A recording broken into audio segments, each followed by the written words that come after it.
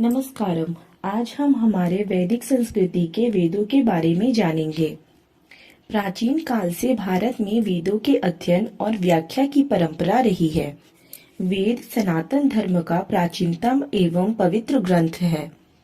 वेद को समझना कलयुग काल के मनुष्यों के लिए आसान नहीं है, इसीलिए वेदों को कई विभागों में बांटा गया है, जिससे मनुष्यों की जिंदगी को मनुष्य कल्याणकारी व सामाजिक उपयोगी बना सके।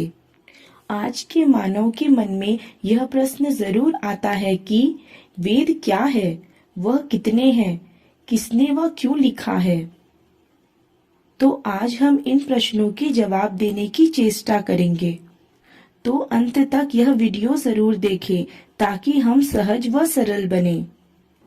माना जाता है यह ज्ञान विराट पुरुष से श्रुति परंपरा के माध्यम से सृष्टिकर्ता ब्रह्मा जी ने प्राप्त किया।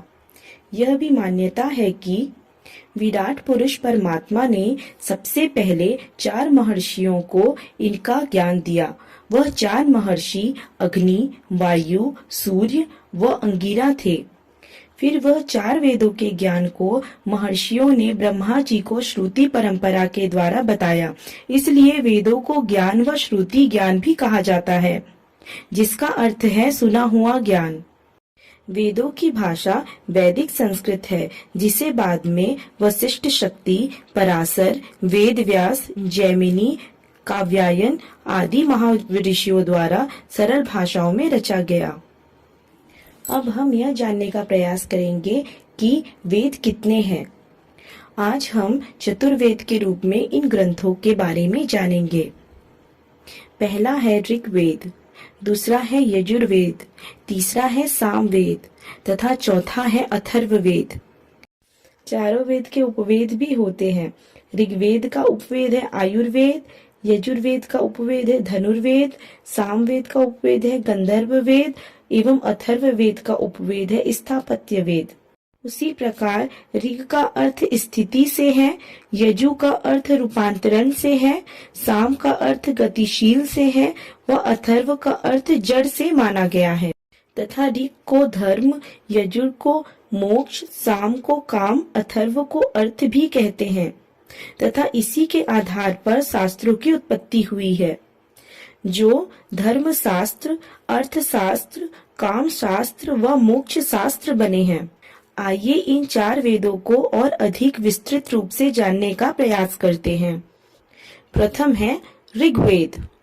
ऋग्वेद हमारे सनातन का सबसे प्रथम वेद है, जिसमें ऋग का अर्थ स्थिति व ज्ञान है।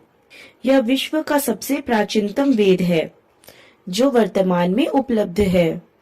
ऋग्वेद में 10 मंडल अर्थात अध्याय में 108 सूक्त हैं, जिसमें 11,000 मंत्र हैं। ऋग्वेद के कई सूक्तों में विभिन्न वैदिक देवताओं की स्तुति करने के मंत्र व स्तोत्रों का वर्णन है। ऋग्वेद के इन मंत्रों को ऋचा कहते हैं।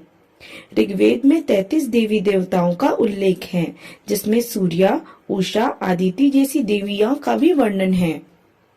ऋग्वेद में इंद्रदेव को सबसे शक्तिशाली व सर्वमान्य देवता माना गया है तथा इनकी स्तुति में 250 ऋचाएं हैं। ऋग्वेद में लगभग 25 नदियों का उल्लेख है तथा सर्वाधिक पवित्र नदी सरस्वती को माना गया है। गायत्री मंत्र का उल्लेख ऋग्वेद में ही वर्णित है।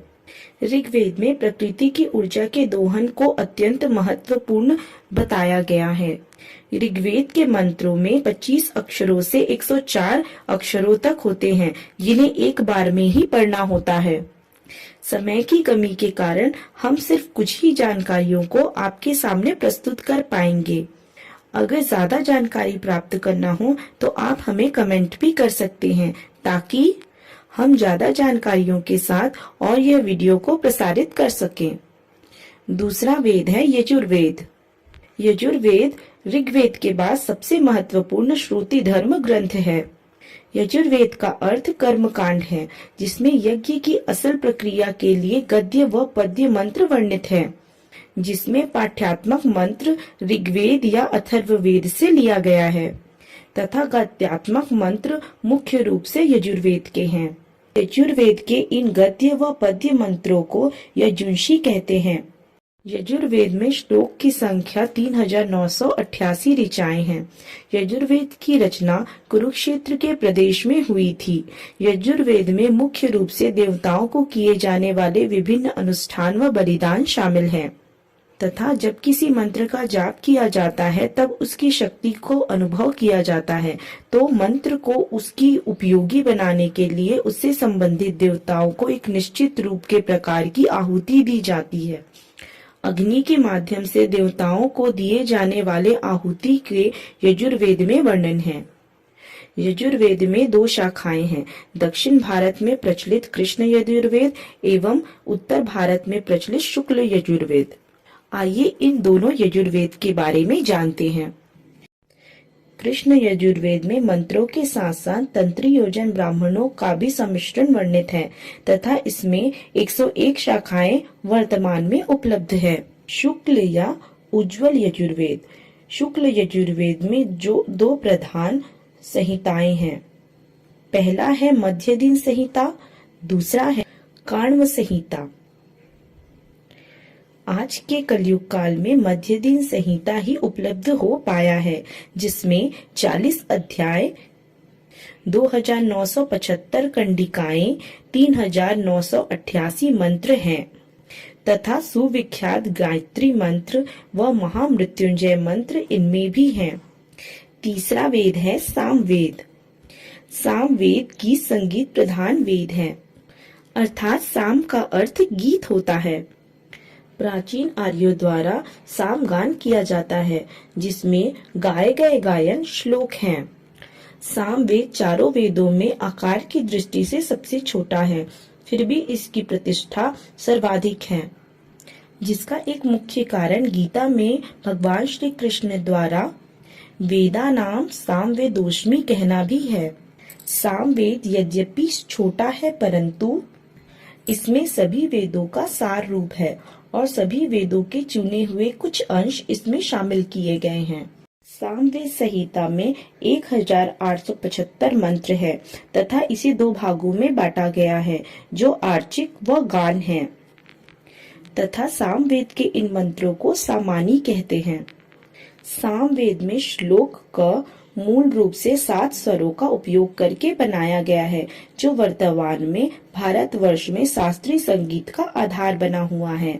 ये स्वर हैं सा, रे, गा, मा, पा, ध, नी।